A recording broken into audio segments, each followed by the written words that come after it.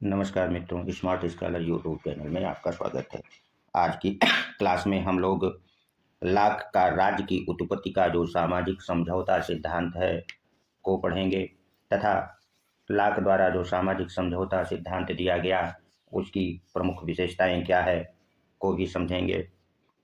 तो लाक ने जो अपना सामाजिक समझौता सिद्धांत दिया वह हाब्स की भांति मानव स्वभाव और प्राकृतिक अवस्था का पहले चित्रण करते हैं और उसके बाद सामाजिक समझौते सिद्धांत में राज्य की उत्पत्ति कैसे होती है को बतलाते हैं। तो चलिए सबसे पहले लाक द्वारा मानव स्वभाव के विषय में क्या विचार है उसको जान लें। तो लाक मानव स्वभाव का विवेचन अपने एक प्रसिद्ध निबंध में an essay concerning human understanding अर्थात मानव समझ के संबंध में जो उन्होंने निबंध लिखा था और यह निबंध 1689 से 90 के बीच में प्रकाशित हुआ में करते हैं। इस पुस्तक में लाक मानव को सामाजिक एवं विवेकशील प्राणी मानते हैं तथा मनुष्य में प्रेम, दया, सहानुभूति और सहयोग की भावना को देखते हैं, जबकि हाब्स जो कि मानव स्वभाव का वर्णन करता है वो मनुष्यों को आत्मकेंद्रित, स्वार्थी, पाशविक और पतित प्राणी माना है। तो ये था मानव स्वभाव के संबंध में लाक का विचार। हो सकता है कि यहाँ से प्रश्न बने, इसलिए आप लोग नोट्स जरूर कर लीजिएगा। अब हम लाक द्वारा प्राकृतिक अवस्था जो बतलाई गई है उसे समझ लेते हैं। तो लाक ने जो प्राकृतिक अवस्था अर्थात राज्य और समाज जब उत्पन्न नहीं हुआ था तो उसके पहले की अवस्था को बतलाता है और उसमें वो कहता है कि प्राकृतिक अवस्था में जो प्रत्येक व्यक्ति था शांति, समानता, स्वतंत्रता का जीवन व्यतीत करता था तथा प्राकृतिक इस अवस्था में लोगों को 3 प्राकृतिक अधिकार भी प्राप्त थे। वो कौन से अधिकार प्राप्त थे? तो 3 अधिकारों में जीवन, स्वतंत्रता और संपत्ति का अधिकार मिला हुआ था। ये बहुत बार टीजीटी पीजीटी परीक्षा में पूछा गया था, इसलिए इसे हेडलाइन कर लीजिए कि प्राकृतिक अवस्था में लोगों को कितने अधिकार प्राप्त थे? तो 3 अधिकार प्राप्त थे। कौन कौन से? जीवन, स्वतंत्रता और संपत्ति का अधिकार प्राप्त था तथा प्राकृतिक अवस्था में लाक कहता है कि प्राकृतिक कानून भी विद्यमान थे जो मनुष्य के विवेक पर आधारित थे।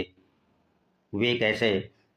कि तुम दूसरों के साथ वही बर्ताव करो जिसकी तुम दूसरों से आशा करते हो।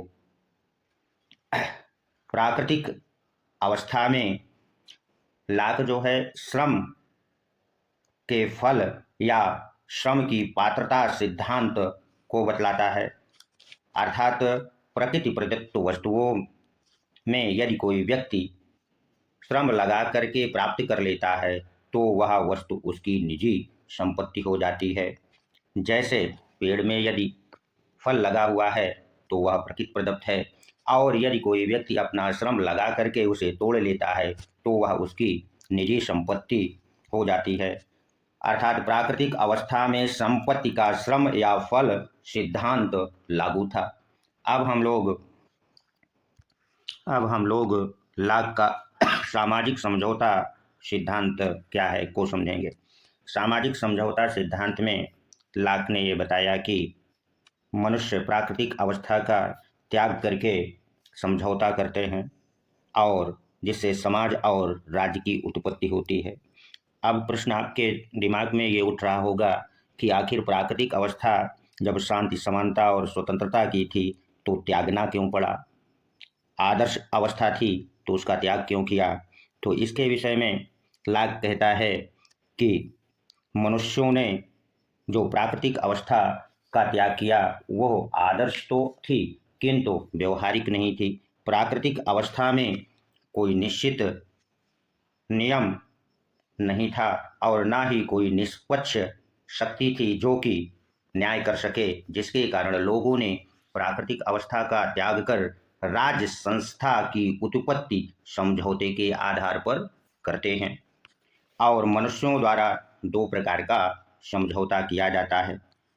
प्रथम समझौता प्राकृतिक अवस्था को त्याग कर लोगों ने समाज अर्थात राजनीतिक समाज की स्थापना करते हैं और समाज को अपने ऊपर अधिकार दे देते हैं कि वो कानून व्यक्तिगत हित व सामाजिक हित को ध्यान में रख करके बनाएं। दूसरा समझौता समाज और मनुष्यों के द्वारा शासक से करते हैं, जिससे राज्य की उत्पत्ति होती है। दूसरा समझौता शासक और शासितों के मध्य होता है, जिससे शासक लोगों के प्राकृतिक अधिकार, जीवन स्वतंत्रता और संपत्ति की सुरक्षा की गारंटी लेती है। यदि संप्रभुताधारी शासक समझौते का उल्लंघन करता है तो मनुष्यों को ये अधिकार था कि राज्य की जो सत्ता है या शक्ति है को छीन करके दूसरे व्यक्ति या समूह को दे दे। लाख कि अब हम लोग सामाजिक समझौता सिद्धांत की विशेषताएं क्या हैं उसको जान लें। तो लाख का जो सामाजिक समझौता सिद्धांत है उसकी प्रथम विशेषता ये है कि जो पहला समझौता होता है उसमें राजनीतिक समाज की स्थापना होती है और दूसरे समझौते से शासक या सरकार की स्थापना हुई है। समझौते के आधार पर जिस राज्य संस्था का निर्माण होता है वह मानवीय अनुमति और सहमति का परिणाम है, अर्थात संवैधानिक सरकार या शासन या मर्यादित राजतंत्र की स्थापना होती है। इसीलिए जॉन लॉक को सीमित सत्ता या सीमित सरकार का प्रतिपादन करने वाला प्रथम विचारक भी कहा जाता है। लॉक अनुबंध के लिए या समझौते के लिए ट्रस्ट शब्द का प्रयोग करता है, जिसका अर्थ सरकार जनता की धरोहर है। लॉक संप्रभुता के स्थान पर सर्वोच्च शक्ति शब्द का भी प्रयोग करता है। लॉक एक संवैधानिक राज्य का प्रतिपादक है जिसमें विधि के शासन को अपनाया गया है। लॉक का कथन है कि जहाँ कोई विधि नहीं वहाँ कोई स्वतंत्रता नहीं और जहाँ कानून का अंत होता है वहाँ अत्याचार आरंभ होता है। यदि ये वीडियो आपको अच्छा लगा है तो सब्सक्राइब अवश्य कर दीजिए, लाइक कर दीजिए। मिलते हैं अगले वीडियो में। धन्यवाद।